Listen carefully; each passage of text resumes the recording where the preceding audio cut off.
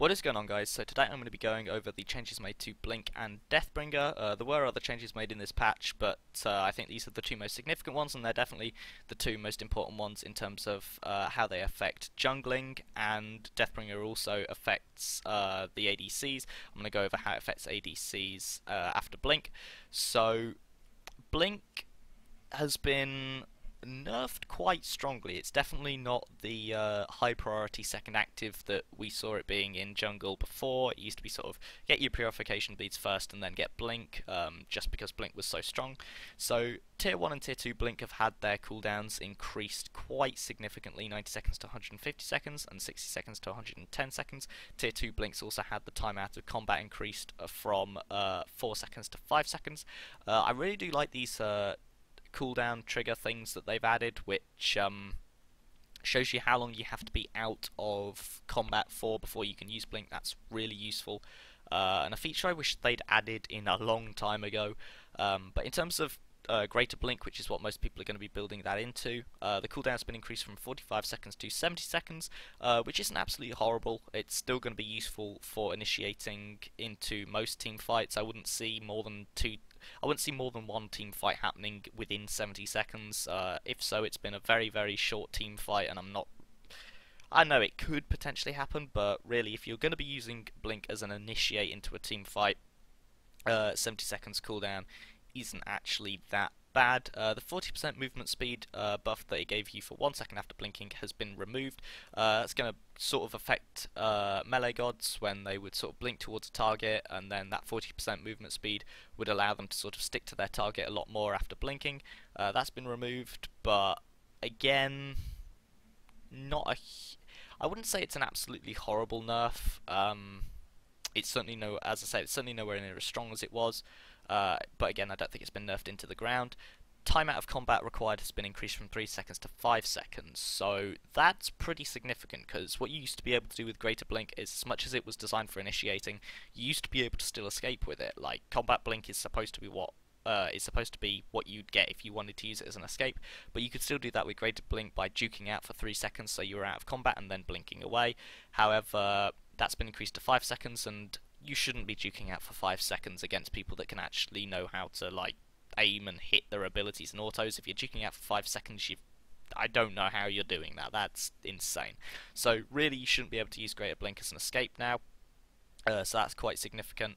But yeah, this cooldown time was pretty cool. I wish they'd added that a long time ago. Now, in terms of what I think will happen to Blink now, it's definitely not going to be it's not going to be used as much, but it's still going to be used. I don't think it's sort of gone forever. I don't think it's going to be like, oh no, I'm not getting Blink anymore, it's crap. I think what's going to happen is gods that make really good use of it are still going to get it, but gods that sort of used to get it in the past just because it was strong are obviously no longer going to get it because it's nowhere near as strong. So gods, top tier junglers that I think will still get it: Elkwong, really great for the initiate on Elkwong. Fenrir, good as well. It means that you don't have to use your jump as an initiate or anything like that. You can blink into the middle of a team fight, ult, and grab someone out and drag them towards your team. Serket as well. It means that you can get in position, and if you blink right next to your target, you can try and hit them with as many of the 3 dashes as you possibly can. Ult, then 2 them back towards you and hit them with that auto attack to get the remaining damage off, or just throw them into their team with the ult if you're sure the tick damage will kill them and explode over their team. However you want to sort of play that, but again, quite useful on Serket.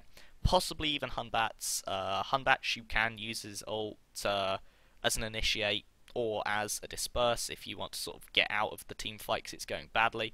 You can use it for that purpose as well, but if the way the game is going, you have to judge it on how you're playing in that game. If you are finding that you're using your ult mainly as an initiate, you may want to get Blink so that you can blink in and then ult.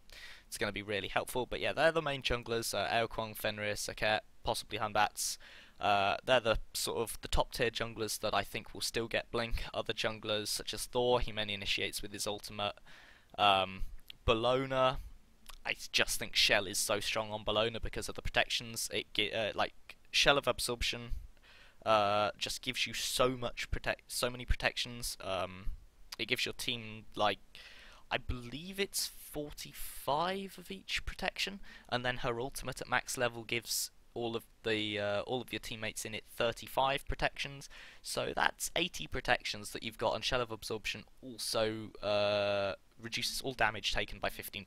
So yeah, that's super strong if you manage to get Shell on your use a Shell on Bologna and it hits your entire team, and then obviously if everyone in your team fights inside your ultimate, it's just crazy protections, and no one should really be dying in that situation. So that's why I've always favoured Shell. I think on gods like Thor and stuff that won't be getting Blink as much now, I think we are going to see Shell, maybe a Girdle, possibly. But yeah, we are going to see a lot more diversity, maybe an Enfeebling or a Weakening Curse, stuff like that. So yeah, it's going to be great for seeing diversity in actives once again, because Purification Beads and Blink have sort of dominated the active slots of junglers for way too long. So I am in many ways happy that this nerf is here. But anyway, moving on to Deathbringer. So Deathbringer has had the critical strike damage increase that it used to do as its passive reduced from 50% to 40%. Now you may think that that's not a lot, and it hasn't affected too much. According to Kret, who is the coach for Eager, and he does a load of maths behind the game, it has reduced ADC's damage by 3%, and you're still going to be getting Deathbringer on ADCs. The difference between ADCs and junglers is on junglers like Serket and Hunbats, where you would get Deathbringer for Serket because her 1 crits, dashes can crit.